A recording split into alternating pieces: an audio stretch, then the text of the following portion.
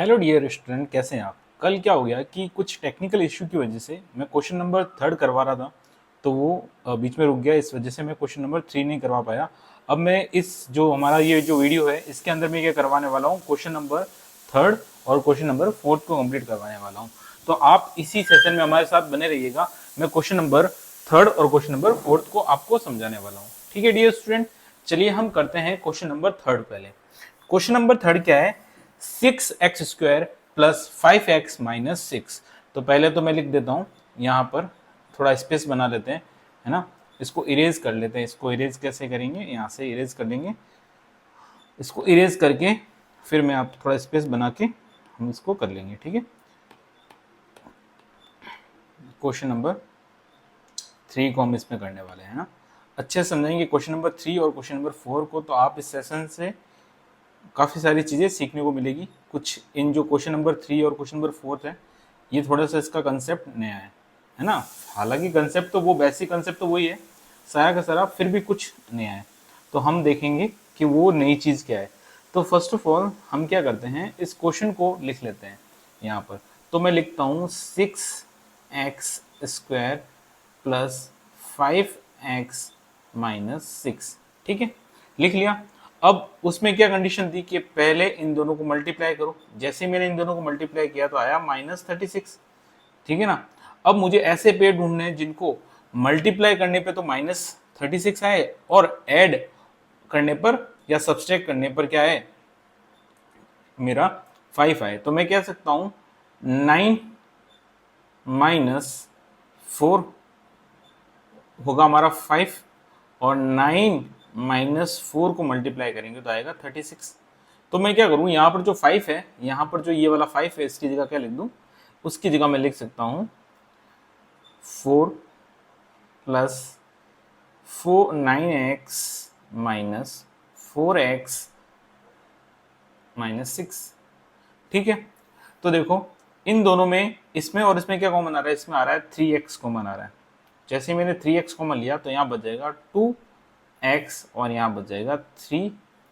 ठीक है, यहाँ पर क्या कॉमन आ रहा है डियर स्टूडेंट, यहाँ पर आ रहा है -2 कॉमन आ रहा है। ठीक है ना, जैसे ही मैंने यहाँ से -2 कॉमन लिया तो यहाँ बच गया 2x और यहाँ पर आ गया +3। यहाँ पर आ गया +3। तो इससे हमको दो वैल्यू मिल गई। ठीक है, एक तो मिली 3x माइनस 2 और 2x प्लस 3।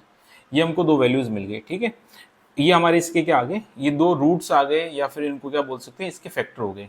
ये इसके फैक्टर। यहाँ से अगर मैं x की वैल्यू निकालूंगा तो मेरी आएगी, x की वैल्यू आ गई 2/3, और यहाँ से अगर मैं x की वैल्यू निकालूंगा तो वो आएगी मेरी -3/2। ये दो वैल्यूज आएगी। इन दो वैल्यूज को अगर मैं इस इक्वेशन में पुट करता हूँ x की जगह 1 बाय 1 करके, तो ये इक्वेशन को 0 कर देगी। ठीक है, तो इनको है ना, देखो रूट्स भी बोलते हैं, जीरोज भी बोलते हैं, और इसके फैक्टर भी बोलते हैं। आ गई बात समझ में, ठीक है ना। चलिए अब हम क्वेश्चन करने वाले हैं फोर्थ क्वेश्चन। ठीक है, फोर्थ क्वेश्चन करवा रहा हूँ आपको, तो क्वेश्चन को ध्यान से देखिएगा। फोर्थ क्वेश्चन थोड़ा सा अलग कह सकता हूँ मैं, क्योंकि अलग तो नहीं कह सकते, क्वेश्चन तो वही है, पर थोड़ा सा इसमें कंसेप्ट हल्का सा तुमको दिमाग लगाना पड़ेगा।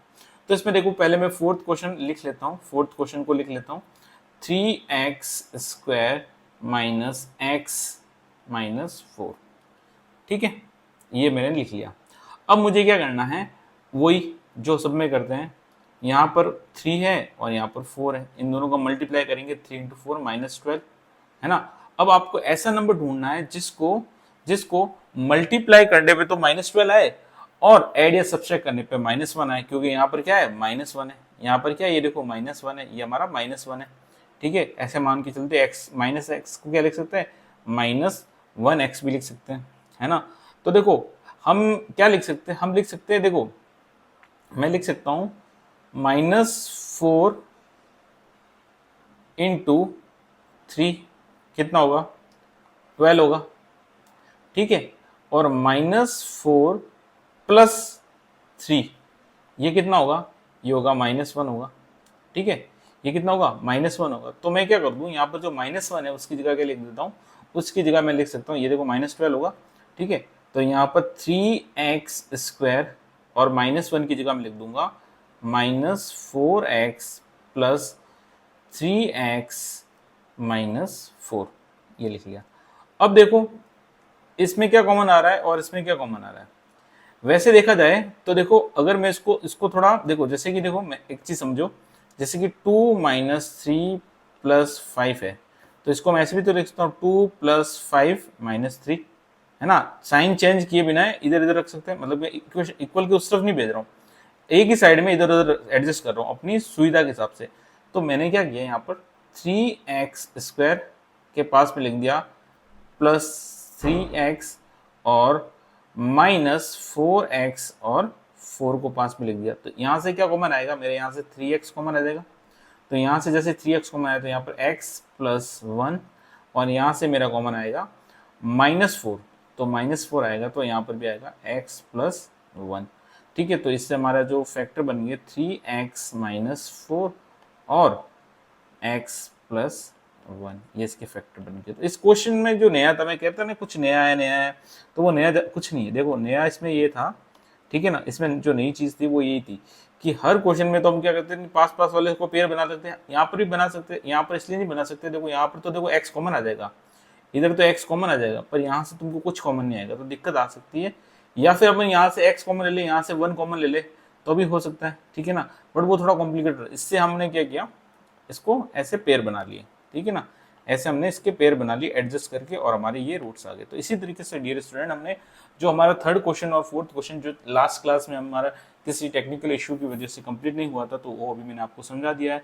आई होप कि आपको क्वेश्चन समझ में आया होगा। अगर आपको हमारा वीडियो अच्छा लगा है, हमारा कंटेंट पसंद आ रहा है, तो आप इसको लाइक कीजिए, सब्सक्राइब कीजिए हमारे चैनल को और शेयर कीजिए ज़्यादा से ज़्यादा, जिससे कि हम आपके सामने और भी ज़्यादा अच्छा कंटेंट लेके आ सके। Thank you so much.